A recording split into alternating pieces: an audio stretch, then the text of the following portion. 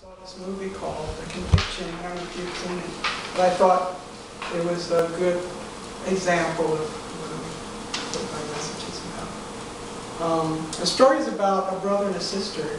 Her name was Betty Ann Waters, and her brother got unfairly convicted of a really hideous murder.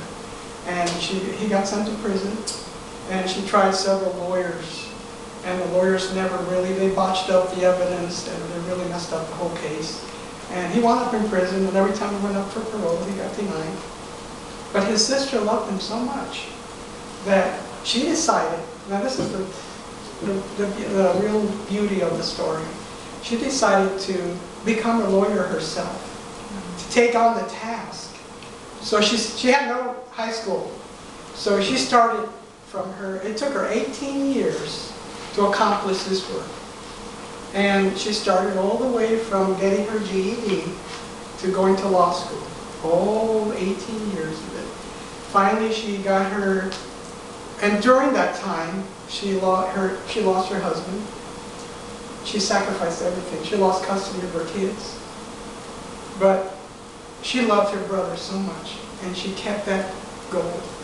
She kept working on it and working on it. She passed the bar exam 18 years after the conviction. And so she became a lawyer.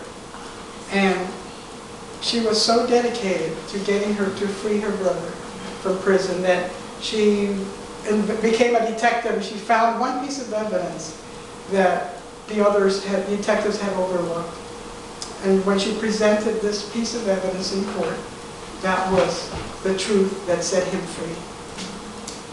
And so Jesus started, or I should say God, from the very beginning, before creation, started a work. Because he loved us so much, just like Betty loved her brother so much. And actually, it was really kind of revealed, because people will say the Old Testament is, that's not really relevant to the New Testament and so on.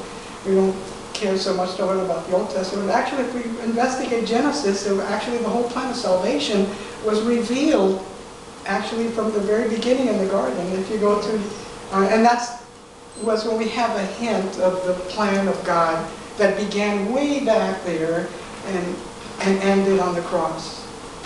So it started, if you go to Genesis 3:15, and he says, He, Christ, shall bruise your head. He was talking head, he was talking directly to the serpent, which was Satan. And you shall bruise his heel. So in other words, Satan would only be able to hurt Christ, but not be able to stop the plan of salvation that God put into motion. All right. So, and then he raised a whole race of people where he would reveal himself to, and sort of teach them his laws to show us that we are sinful, how sinful we are. He showed them a whole system of a sacrificial system, kind of preparing them for what was coming. And when he talked to Abraham, he said to him, then he brought him outside in Genesis 15:5. Then he brought him outside and says, look now toward heaven and count the stars if you're able to number them. And he said to him, so shall your descendants be. And he was talking about the Jewish race. So he already is telling him what's going to happen. He's going to come, raise these people. He's going to show them his whole plan. And then God gave him the sacrificial system. He taught him how that without the shedding of blood there is no forgiveness of sins. So we go to Hebrews 9:22. In fact, according to the law of Moses, nearly everything was purified by blood. For without the shedding of blood there is no forgiveness. Hebrews 9:22. So he was teaching them with this whole sacrificial system how that without the shedding of blood they had to sacrifice a lamb. And with that sacrifice, the forgiveness of sins would be. That's the only way to be able to happen. And then God chose through this race of people to come into the world. And we go to Matthew 1:1. This is a record of the ancestors of Jesus the Messiah, a descendant of David and of Abraham.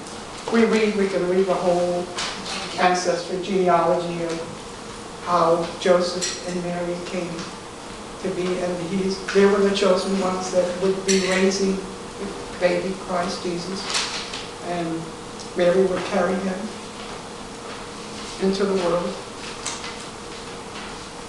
And then through this race of people, God chose to spread it to the non-Jews, us, which we were referred to as Gentiles. And through this race, he would choose to spread his plan of salvation.